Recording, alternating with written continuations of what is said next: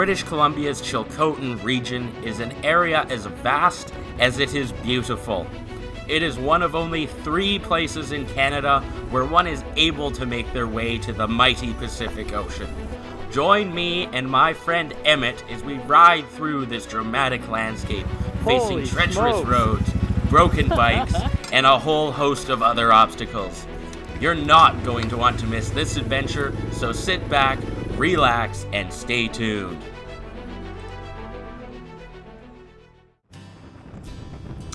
Our journey began near 100 Mile House, British Columbia, where we were on some pavement for a moment before it quickly turned into dirt. The start of our trip was supposed to be the easiest of the entire journey. However, as you'll see, we quickly ran into problems.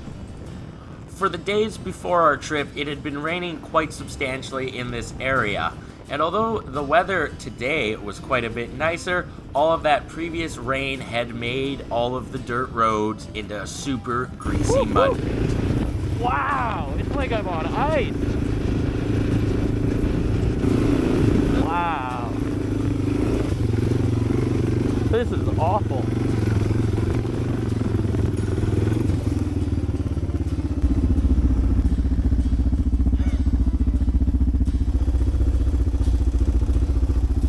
Dude, this is awful. I know. I've never had mud like this. That is crazy. This is supposed to be the easy part.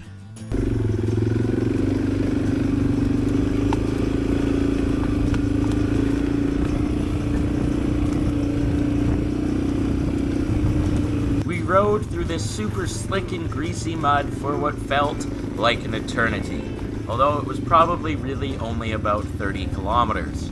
Normally, this section of road, one is able to ride at about 80 kilometers an hour, so being stuck going 35 really slowed us down. However, we were eventually able to make it to our first rest spot of the day at Tatla Lake.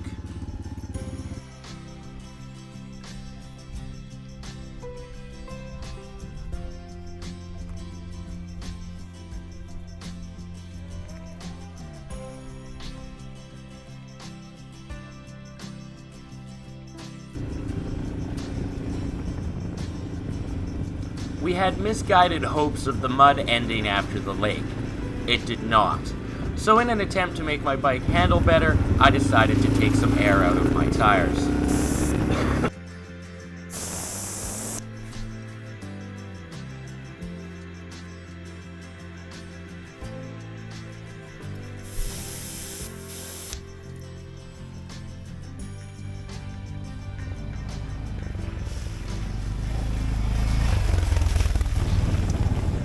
In accordance with Murphy's Law, soon after I took the air out of my tires, the road got a whole lot better.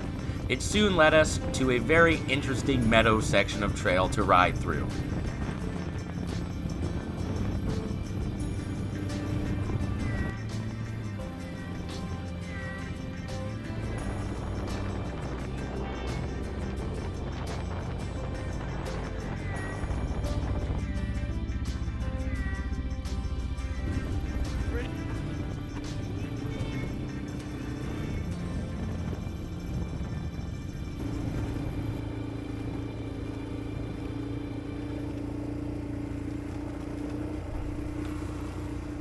This meadow trail led us to the Dog Creek Road, where we were able to finally make up some lost time and cover some ground as we worked our way towards the mighty Fraser River.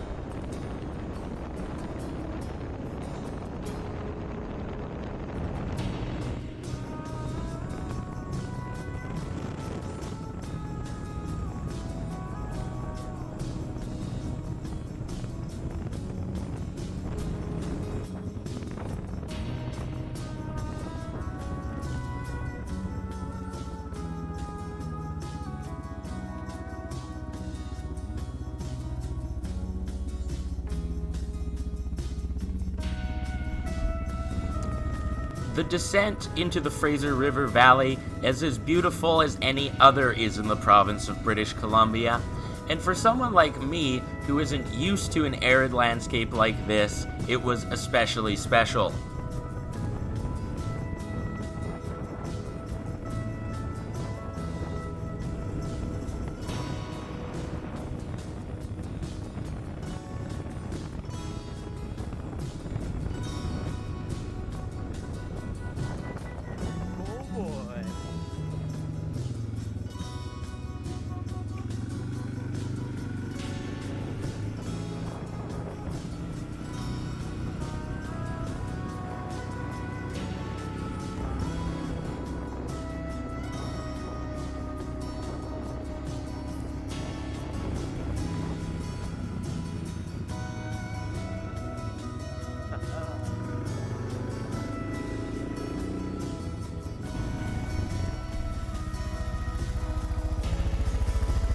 pretty sweet.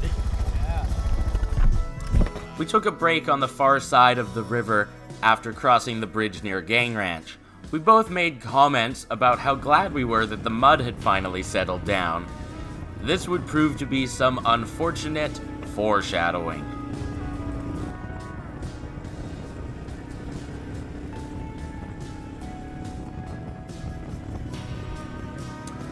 The mud soon came back with a vengeance, and unfortunately for us, it was the kind of mud that looks really tame on camera, so I expect it gets flamed in the comments. This mud is the kind that just packs your tires full and turns them into slicks. Felt like we were riding through wet concrete, or snow, or maybe a bit of both at times. Man, this is brutal. I almost didn't get up that. Yeah. Look at your tire. Oh my god. Well, we're almost at Gang Ranch. We'll see if it gets better. Yeah. Because this is bad. Yeah, it's like Impossible. yeah. Yeah, we spoke too soon.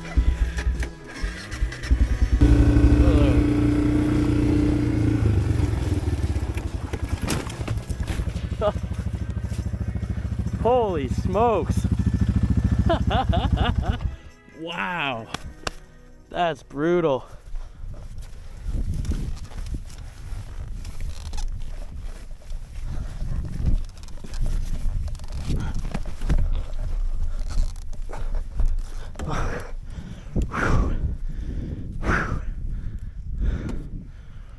Wow.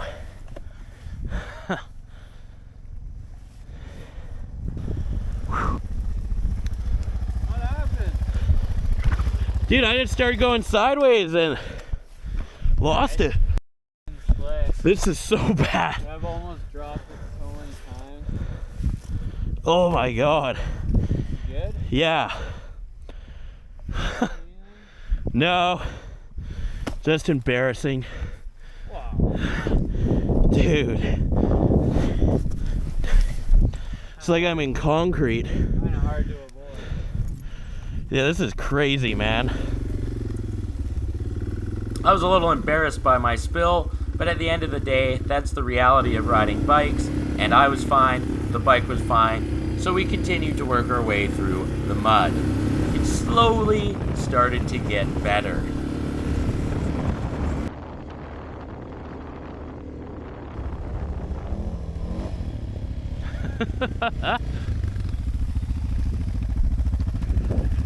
I mean, this is better. Yeah, a little better. Still feels like I'm on ice. Yeah. Yeah, look at my back tire. Holy Oh. smokes. Yeah, yours isn't much better.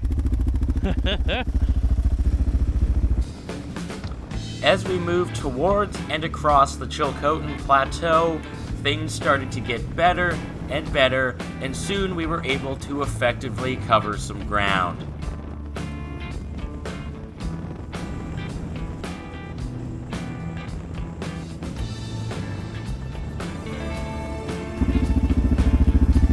We're gonna be able to make some time up now.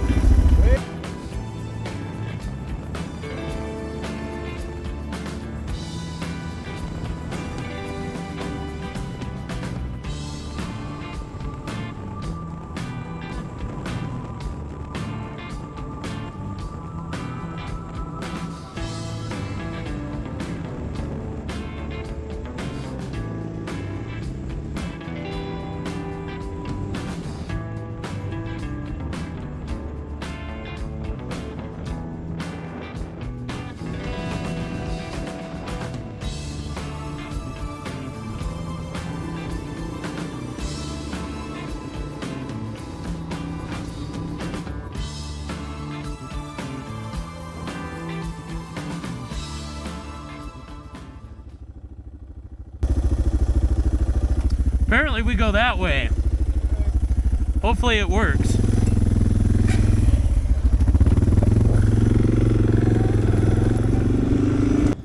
While I was researching this trip, there was one section of trail that I was only somewhat sort of sure actually existed, and it's this one right here. So I was surprised that we found it, and at this point I was really wondering if it would actually work and get me to where I wanted to go.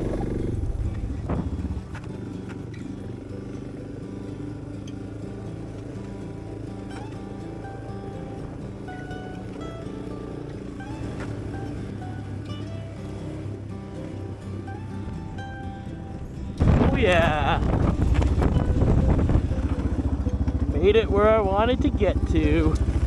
We were incredibly pleased that this connector trail actually worked, because otherwise we would have had a major backtrack on our hands. This trail right here is the only reason why I brought extra gas on this trip.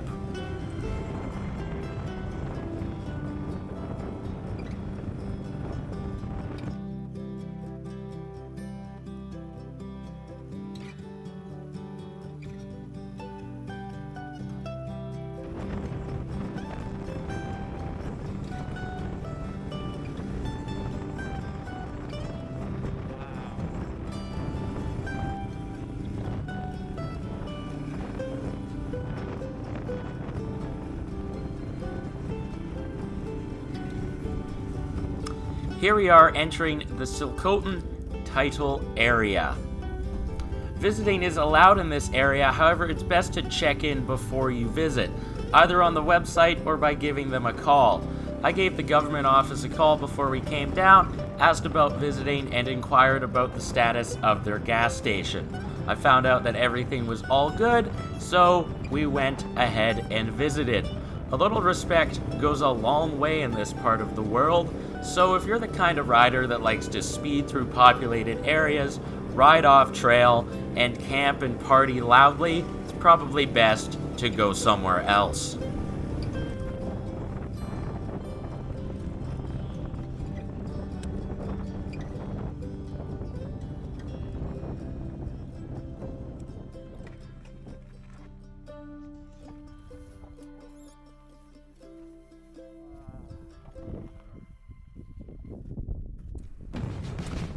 The views as we worked our way towards our campsite at Tatla Lake were absolutely unbelievable.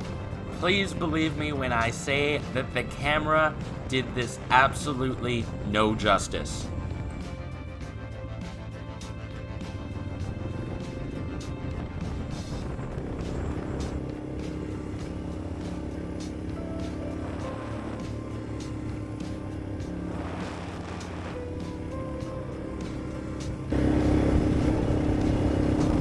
Wow!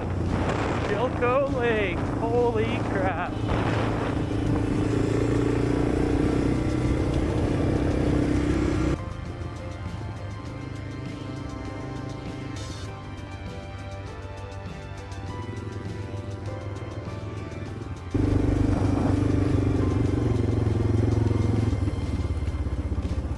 There's no one here.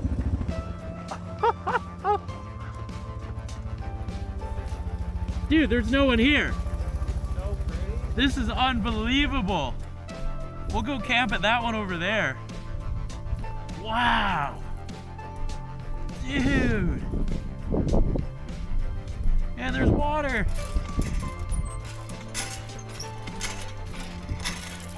Nice. Man.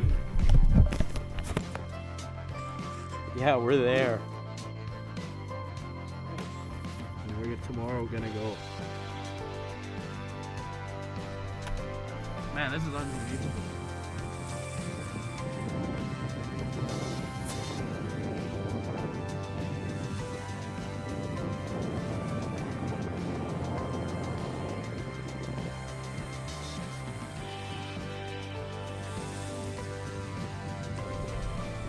The beauty of this part of the world is beyond compare, and we felt lucky to have had the opportunity to spend a night here. It was a well-needed rest as we got ready for all of the fun that day 2 would bring our way.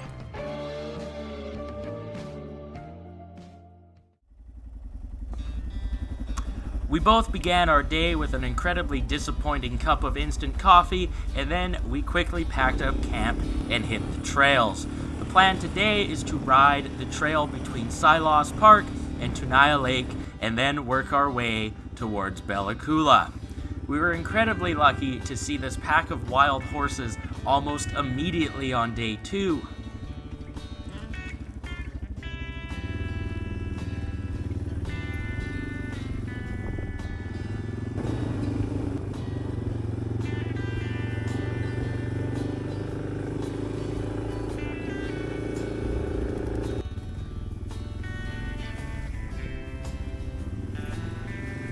I had heard a number of stories about this trail prior to us riding it, and what I had heard is that it is often a muddy disaster. I was having flashbacks from the day before, so I was incredibly pleased when it turned out to be quite dry.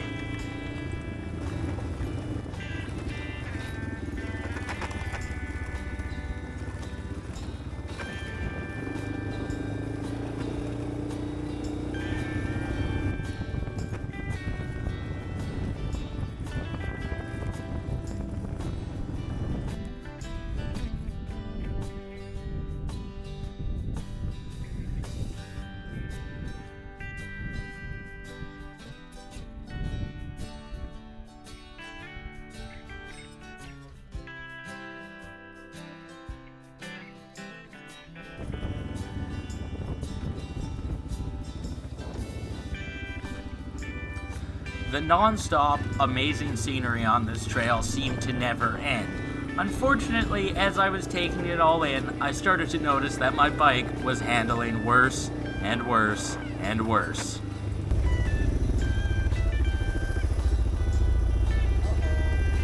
Uh-oh is right. Huh. Let's go ride until there's a log or something I can wheelie up onto. The front tire I have on my bike has an incredibly stiff sidewall, so it wasn't that bad to ride for a little bit. When riding in open rangeland such as this, it is incredibly important to leave gates as you found them so that you are not the one responsible for a bunch of cows getting on the loose.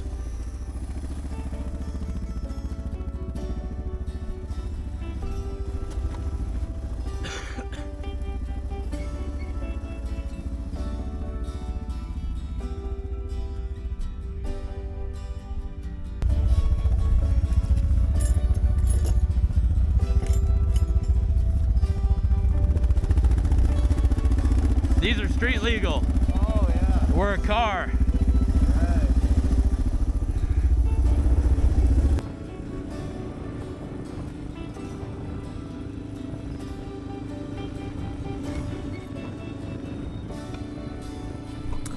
The views as we rode down the side of Xeni Lake were absolutely incredible.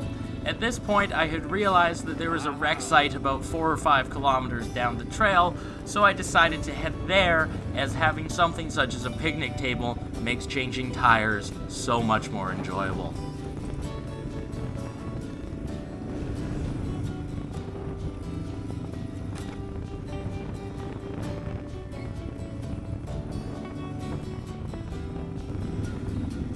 Once at the wreck site, it was time to rig up some sort of a bike stand and get to work.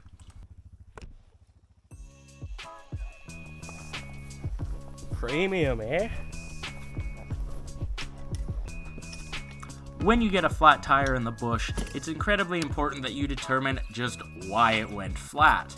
In this case, we determined that I had a good old-fashioned pinch flat, likely as a result of removing too much air the day prior.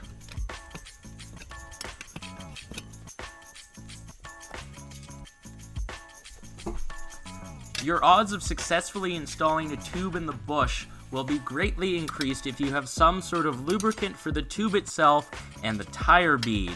Sometimes if you're truly in a pinch, you can use water. However, in this case, I had some shampoo in my camp kit that made an excellent lubricant and made this tire change go a lot better.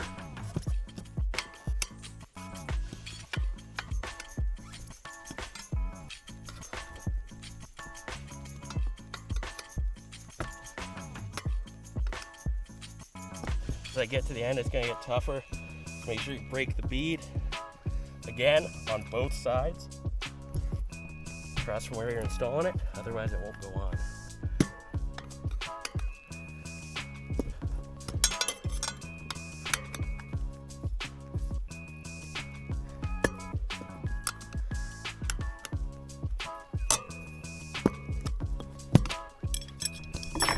Now, does it hold air? Let's see.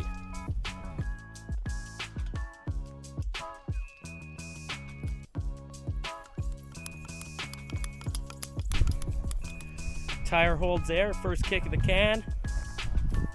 throw it on the bike and ride off into the sunrise.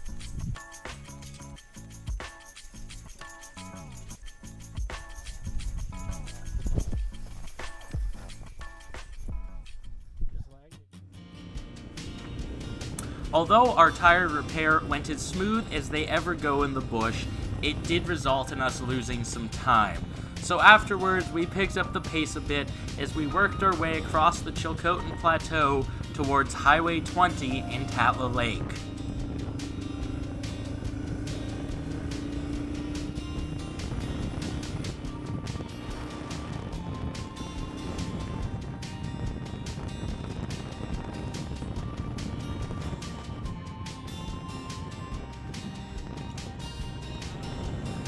The pavement of Highway 20 was a welcome change after the nearly 450 kilometers of dirt and mud we had just traversed. There wasn't much traffic to watch out for on this road, however we did have to watch out for cattle drives and other fugitive cattle.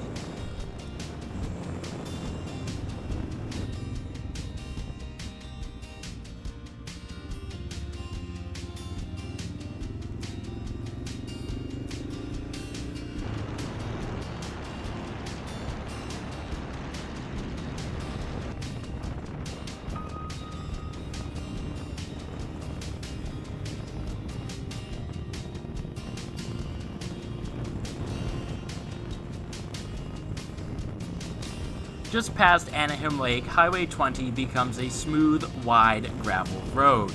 From there, we worked our way through Tweedsmuir Provincial Park to the top of the legendary Bella Coola Hill.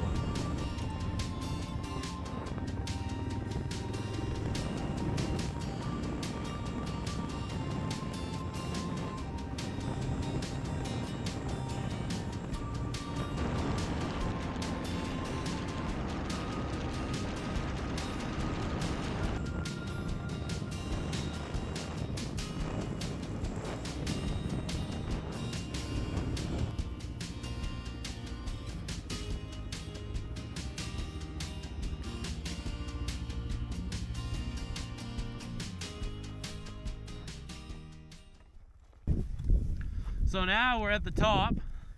Now we're gonna work our way down that whole valley, down to sea level. Pretty cool, eh?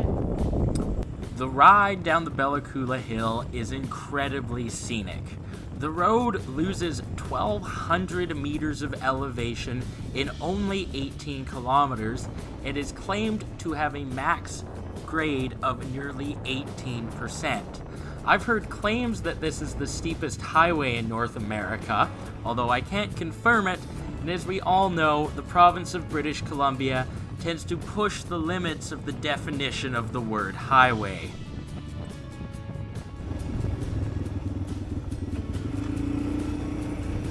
One more!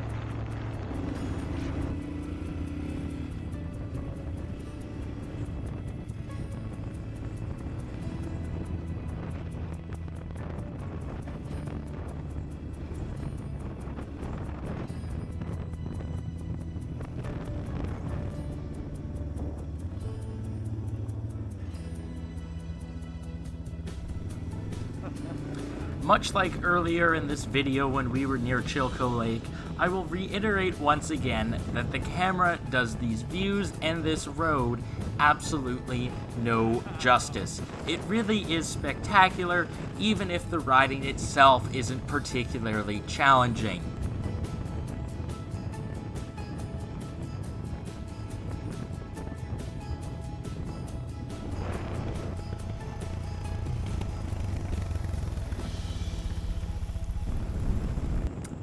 At the bottom of the hill, we were greeted with a beautiful stretch of 2-lane pavement that would mark the final chapter in our journey towards the Pacific.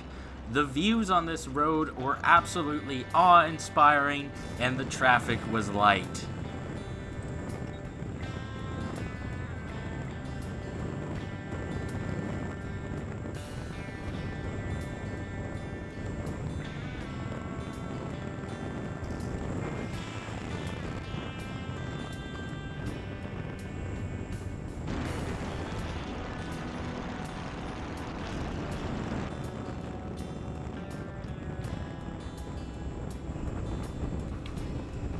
Soon we found ourselves in the village of Bella Coola, and soon thereafter were offered our first glimpse of the ocean.